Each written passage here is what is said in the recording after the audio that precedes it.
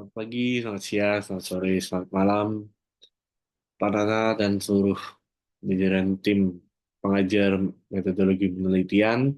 Kenalkan, nama saya Laksamana Visatan Jayartono dengan NIM 235 24067 sebagai mahasiswa Prodi Magister Informatika dengan opsi Sistem Informasi yang akan melakukan pelaporan tengah semester terkait dengan mata kuliah metodologi penelitian. Pada kesempatan kali ini, saya akan menjelaskan lebih dalam terkait dengan judul, deskripsi penelitian, cara atau metode pengumpulan paper, tabel review paper, gap analisis, kesimpulan awal, rencana berikutnya, dan juga di akhir akan ada penutup. Terkait dengan judul, penelitian yang akan saya lakukan adalah penjadwalan dan rekomendasi pengisian daya kendaraan listrik berbasis jarak dan kelayakan rute. Nah, pada kesempatan kali ini, saya akan lebih dalam membahas mengenai sistematik literatur review-nya. Jadi, seperti apa yang nantinya jurnal-jurnal yang telah saya baca membahas terkait dengan EV scheduling charging dan lain sebagainya. Terkait dengan deskripsi penelitiannya, latar belakangnya adalah permasalahan terkait dengan efisiensi dan juga efektivitas terkait dengan pengisian daya untuk kendaraan listrik, terutama di Indonesia, di mana sebenarnya masyarakat sudah mulai mengalami pertumbuhan. Dari data EIA menunjukkan bahwa market share Indonesia mulai mengalami peningkatan, tetapi memang masih hanya di angka 3% atau sekitar 17.000 unit. Dan jika itu tidak diimbangi dengan adanya infrastruktur, maka akan juga adanya perlambatan pertumbuhan lagi.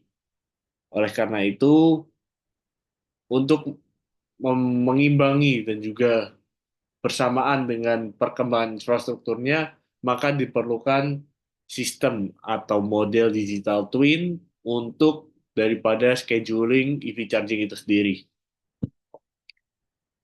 Oleh karena itu, yang melatar belakang ini juga di mana kota-kota besar yang menjadi fokus daripada pembangunan infrastruktur EV charging atau pengisian daya SPKLU juga terpengaruh terkait dengan lalu lintas yang padat.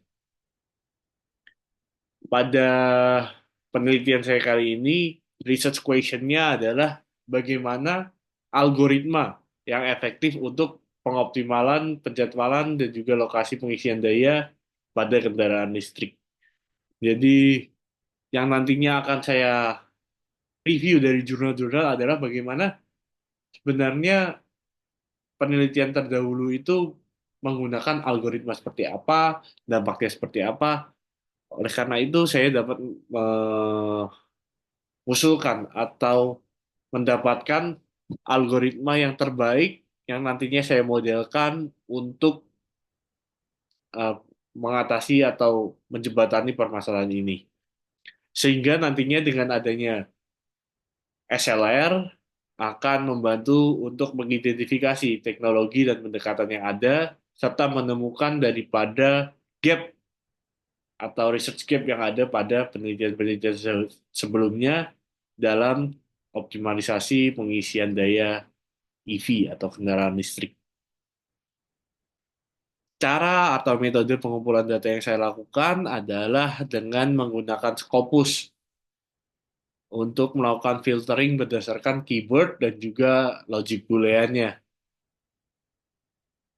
Dapat dilihat juga, saya mengambil kira-kira eh, apa sih yang saya baca abstraknya, kemudian jika memang sudah dikatakan cocok untuk penelitian saya, maka saya lanjutkan terkait dengan pembacaannya. Jadi yang saya lakukan pertama adalah filtering terlebih dahulu untuk mendapatkan jurnal-jurnal jumlahnya. Jadi kira-kira yang possible di angka berapa untuk saya baca. Oleh karena itu saya baca terlebih dahulu abstraknya seperti halnya yang ada di gambar.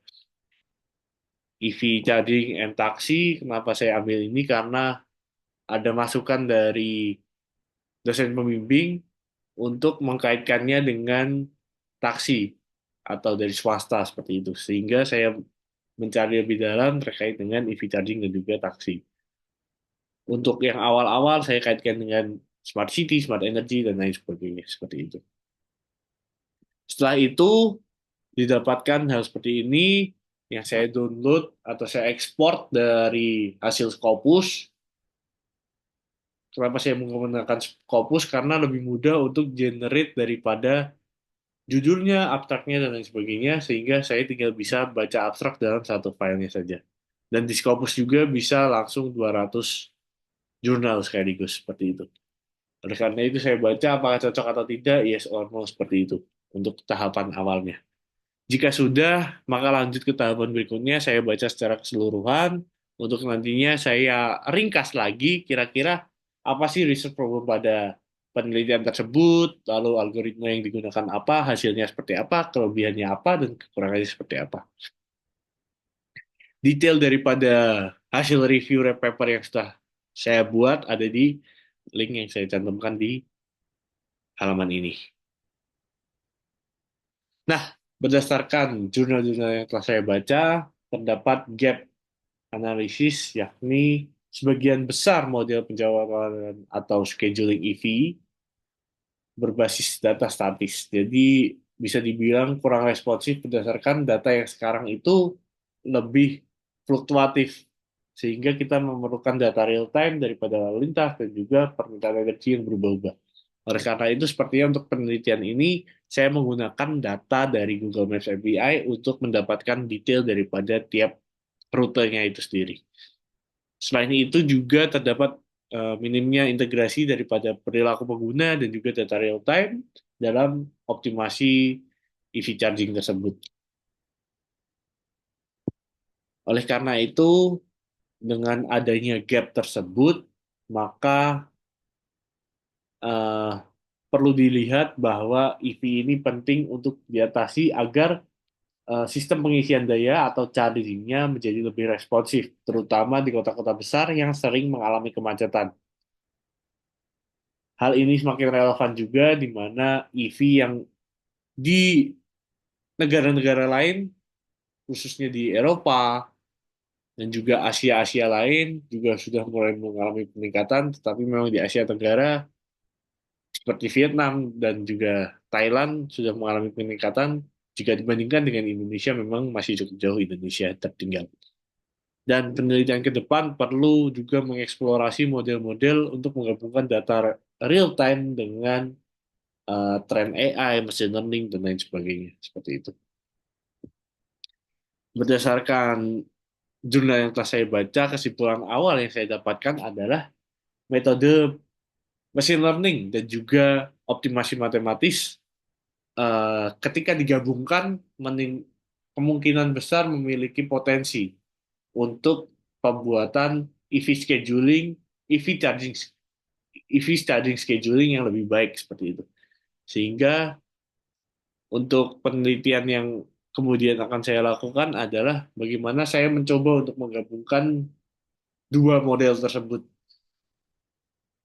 Sehingga rencana berikutnya adalah seperti berikut, menggunakan bagaimana apakah reinforcement learning ataukah machine learning yang lebih condong lebih baik ketika digabungkan dengan optimasi matematika seperti kelayakan rute dan lain sebagainya atau seperti apa seperti itu.